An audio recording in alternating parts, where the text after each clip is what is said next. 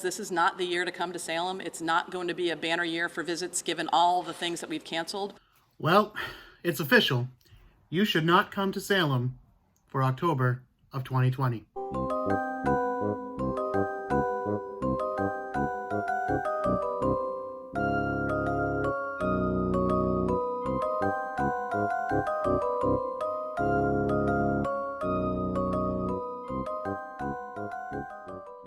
Even the mayor herself is telling you, don't come and visit Salem. And for the mayor to say that, you know it's a big deal.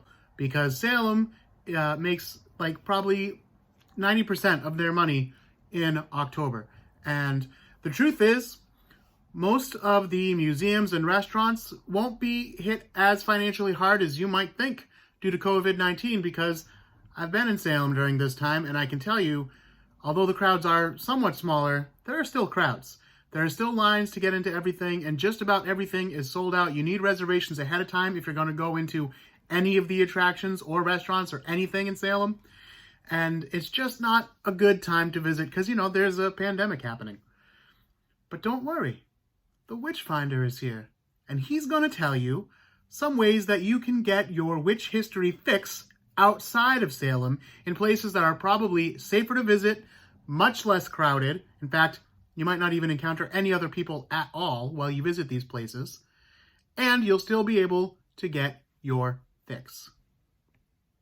And because YouTube loves the list format so much, I'm going to present you my top 5 places to visit for witch history that are not in Salem. In fact, I'm going to do you a big favor. I'm going to put them all in one town. I could give you other towns. I could give you other places. But I want to make this easy for you. I'm imagining you want to take a nice day trip out to somewhere where you can find a little bit of witch history without the crowds and the panic of the pandemic. So that's why I want you to make a day trip to Danvers, Massachusetts. In 1692, Danvers, Massachusetts was known as Salem Village. Well, actually, it wasn't. It was known as Salem. Salem Town, Salem Village were the same place. It was all just called Salem in 1692. But to make it easier for historians and people like me to understand, we break it down to Salem Town, which is now Salem City, and Salem Village, which would be Danvers now. I want you to begin your journey by going to the Witchcraft Victims Memorial in Danvers, Massachusetts. You can find this at 172 Hobart Street in Danvers. There is a parking lot behind the monument, so that's where you should park. The rest of what I'm going to tell you, for the most part, is in walking distance, so I'm really making this easy for you guys, and I hope you appreciate it. So you're going to park behind the monument. You walk over to the front of it and take it all in. This is a wonderful, wonderful monument. I think it's much more impressive than the Victims Memorial in Salem, and I think it has a little bit more of an impact. Here you get not only the names and dates of execution of the victims of the witchcraft trials, but also some quotes from them, which are very impactful, as well as this beautiful monument. You see here the Book of Life and the broken chains, the chains leading to freedom. So I think this is a wonderful place to take a moment to pause and reflect on the lives lost to the witchcraft trials. From here, if you turn and look out towards the street, you will see one of those blue historic marker signs. That sign is going to tell you that just about directly across the street from where you now stand was the Salem Village Meeting House. It's not there anymore. There is a house on the site, but it's just a private residence, and it's not the remnants of the meeting house or anything like that. It's just a house that was built since. The meeting house was made of wood, and eventually, when Puritanism fell out of favor, so did the meeting house, and it was just kind of left there to rot, as wood will do. So the meeting house is no longer there. But it's interesting to know that you're so close to where everything started, because that's where the first official hearings were held. So, looking out onto the street, turn to your left and walk all the way to the end of the street. When you get to the end of the street, you'll see a church over on your left side with some maybe not exactly accurate history written on another historical marker sign. Just ignore that part. Look over to your right. Over your right shoulder, you're going to see what looks like an old house. This is actually Ingersoll's Tavern. If you've watched my videos, you've heard me mention Ingersoll's Tavern before, but just in case you don't know, Ingersoll's Tavern was where they brought the first accused witches for their hearings. Now, their hearings actually didn't take place in Ingersoll's because the entire village showed up, and there just wasn't enough room in Ingersoll's Tavern, so they moved it down to the meeting house that I was just talking about. But it's still an important place because Nathaniel Ingersoll, owner of Ingersoll's Tavern, was very prominent and important during the witch trials, and some of the witch victims, well, people who'd become victims, were held in Ingersoll's Tavern, including George Burroughs, and also some people who were coming in to serve as kind of witch examiners, witch finders, I guess you might say, stayed there as well. Deodat is who I'm thinking of in particular, but a number of other luminaries at the time would have stayed at Ingersoll's Tavern. It is privately owned now. You cannot go inside and visit, but I've been there many times and nobody has ever stopped me from taking pictures outside. So just don't try to break in or anything. I'm not advocating for that.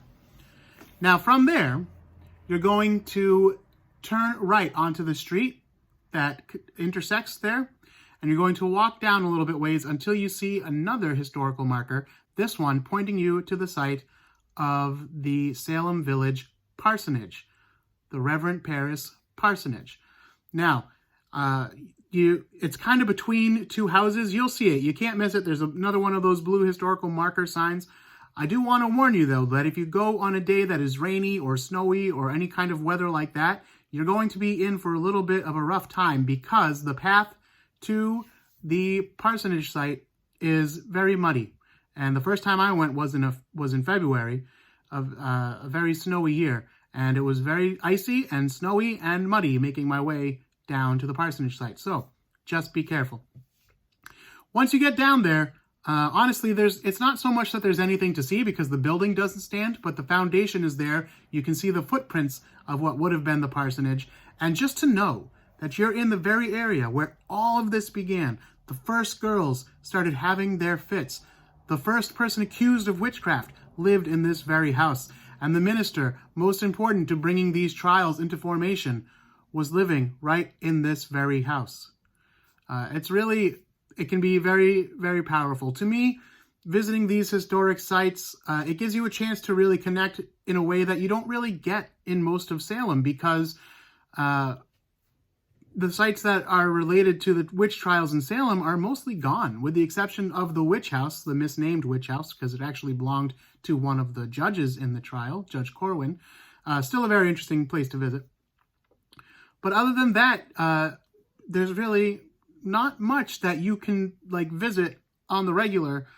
This year you happen to be lucky because the Peabody Essex Museum is holding a 1692 exhibit where you can examine the witchcraft documents and some artifacts. Although again, there's no rush to do that because the exhibit runs from now through April. So come visit not in October and you'll have a much more pleasant experience and probably be able to get tickets because I heard it's selling out like crazy. But it is a wonderful exhibit. I was there, of course, opening day, and I highly recommend it. But not in October. And we're getting off track. We're talking about Danvers. Back to the parsonage site. So yes, this is the site. This is where it all started. This is where Tituba said the witches had their black masses and Sabbaths, and where the devil came and reigned over his witches, and where Abigail Williams said they drank blood and red cake and raw red meat. This is where the familiars would gather to suckle from witches' teats, and where specters would come and torment the children.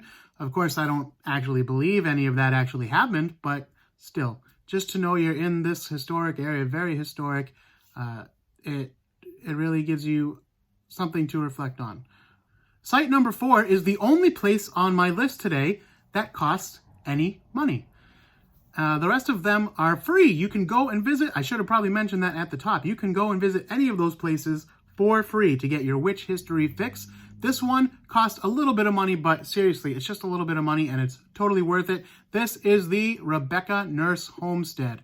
This is also located in Danvers. This one you'll have to get back into your car and drive to, but really not that far. The address for this is 149 Pine Street in Danvers, Massachusetts. And they're only open on Saturdays this year. And this is another thing that you're definitely going to have to get tickets ahead of time. Again, not too much money. I think it was either like $10 or $12, something like that, when I went earlier this year. And usually they offer a tour of the house. And this year they are not doing that because they're only allowing one party in at a time. And to save on the amount of time that you're spending in there, they're not offering the tour. You also can't go up to the second floor because by state regulations here in Massachusetts, to be open during COVID, you need to have an entrance in and an entrance out that are separate.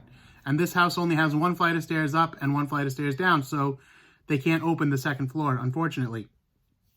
Which is bad news because that is where Rebecca Nurse's bedroom is, and that is the very bed that she was taken out of to be brought to trial. She was sick at the time, and she'd been in bed for about a week, she would say. But nonetheless, still a very interesting place to visit. And what can you see here? Well, of course, you can see the Rebecca Nurse house. This is the house that Rebecca Nurse lived in when she was accused and eventually convicted of witchcraft. It remained in her family for quite a long time, and it's been preserved, and it's open now as a museum of sorts today. So you can walk through the house and get a taste of what 17th century living was like. You can see the big cavernous fireplace that most homes would have had.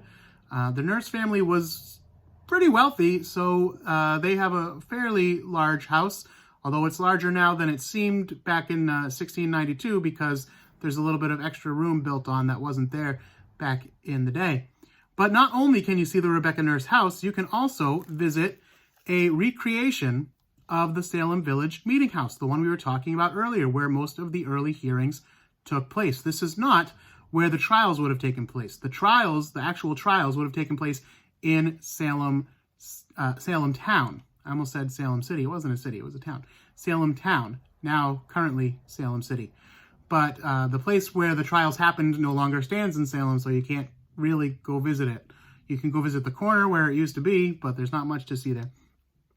So this recreation is a wonderful place to visit, and it looks just like it would have looked in 1692, so they say.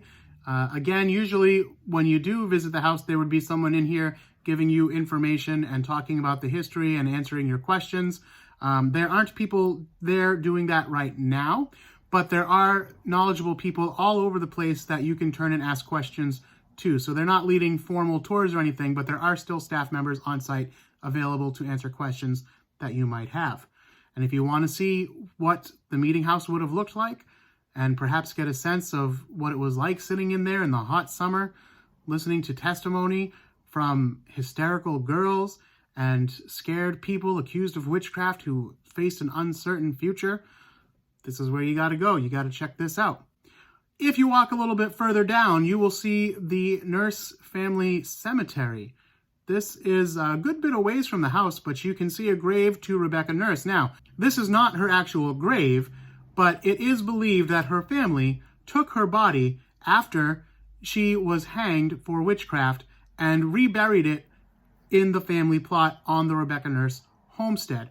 Now, why would they have to rebury her body? That's because when you were convicted of witchcraft, you were denied a Christian burial. So they basically cut you down from the noose or from the tree branch or the gallows, and they put your body in a rocky crevice, I think is how it's usually described.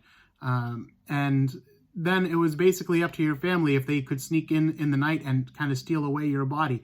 And that's what the Nurse family did. And they reburied her on the Nurse family homestead. So her headstone might not be exactly over her remains, but her remains are believed to be somewhere on the site. But there is another grave that you can visit, and this is the only official grave that we have for any of the witchcraft victims. This is the grave of George Jacobs Sr. His remains were discovered on land that his family owned. So his family definitely went and claimed his body basically in secrecy and illegally and buried him on their own property. This has a very interesting story about where the body ended up and how it bounced around, but eventually the folks who ran the Rebecca Nurse Homestead said, hey, you need a place to bury this body finally. And it was only like not that long ago, like maybe 20 years ago. I forget exactly when it was reburied, but it was recently in like modern times. They offered a plot in the Rebecca Nurse family homestead plot. So he's got a grave there, and that's the only witchcraft victim whose grave you can actually go visit. So to answer all you tourists who always ask me, hey, where are the graves?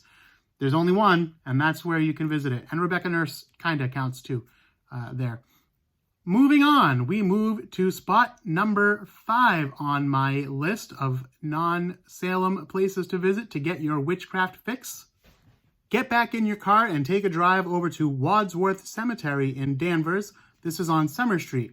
Here you can visit the grave of one of the persecutors, basically, during the witchcraft trial, and this is the grave of Elizabeth Parris, wife of Reverend Parris. Now, she's kind of a shadow figure in the history of the witchcraft trials because we really don't hear too much from her or about her. A lot of people believe that she was kind of a sickly woman, and there is some evidence for this. I'll be getting into that in one of my longer form, history videos that I do. But again, this is just an interesting grave to visit where you feel like you're really making contact with a little bit of history. The grave is not in the best of shape. I hope someone comes along with the skills to preserve the grave because it's kind of sinking into the ground. Moss is growing over it. It's getting very weathered and hard to read. In fact, unless you know exactly where to look, you're probably going to have a hard time finding it. So let me tell you almost exactly where to look. I could have taken better directions, but I didn't. So what you're going to do is you're going to drive in through the gate. You're going to go straight down to the first kind of intersection. Not the first street that crosses over, but the first kind of big intersection. As you drive, right on your left, there is the last grave on that side is Elizabeth Parris. It's going to look very small because it's kind of sinking into the ground. So you can get out and take a look at it there. You can try to read the headstone, but it's very difficult to read. What it says is, "Sleep, precious dust, no stranger now to rest. Thou hast thy long wish in Abraham's breast. Farewell, best wife, choice mother, neighbor, friend. Will wail the less for hopes of thee in the end." Written by Reverend Parris.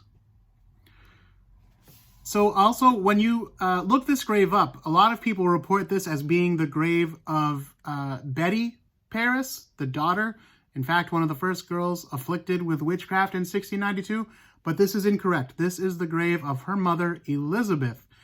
There is some confusion because Betty's real name is actually Elizabeth. Very common in Puritan families to name your children after yourself.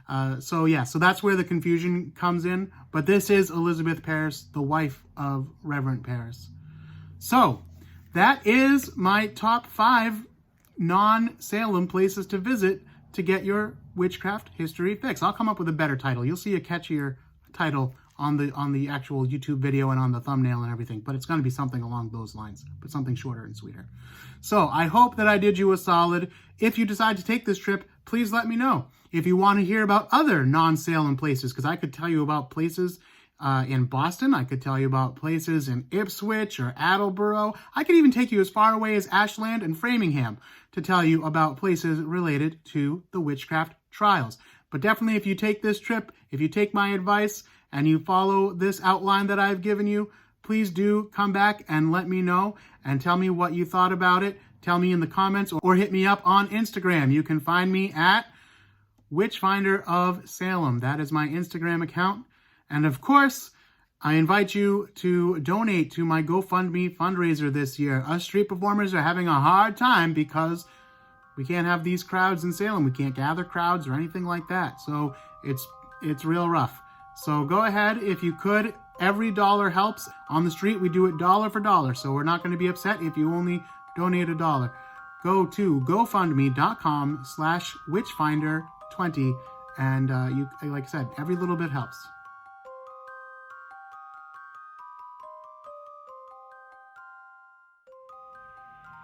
There's some really cool places in Beverly you can visit too.